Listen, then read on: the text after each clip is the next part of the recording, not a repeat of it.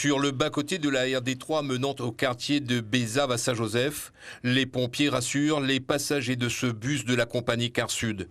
À l'entame des premiers lacets, le chauffeur perd le contrôle du véhicule. La suite, c'est Pierrot, un des passagers, qui nous la raconte. Il a mis un choc. Hein. Et que ça va se passer Nous même pas compris. Sur le coup, on n'a pas compris du tout. Et quand le bus a fait la sortie de route, après que ça va se passer Tout le monde a eu peur. Et où Moi aussi un petit peu peur parce que ma fille qui a déjà un choc comme ça, on a vu la mort. 10 personnes, chauffeurs compris, étaient à bord du bus au moment de la sortie de route. Une passagère touchée aux côtes a été évacuée sur le CHU de Terre-Sainte.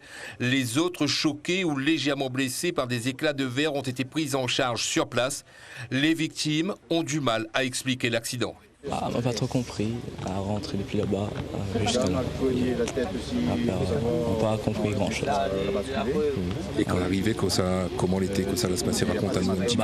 Le bus a vibré et après l'arrivée on rigole ici. Ouais. Et les gens dedans l'étaient comment?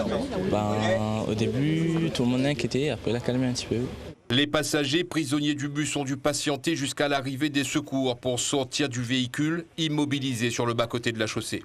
On a le pompier arrivé, ils ont mis un drap et on a sorti par la vie. Les tests d'alcoolémie et salivaire pratiqués sur le jeune chauffeur se sont révélés négatifs. Le bus comptabilisait environ 15 000 km. Selon les premiers éléments recueillis par les enquêteurs, son état ne semble pas en cause dans la sortie de route.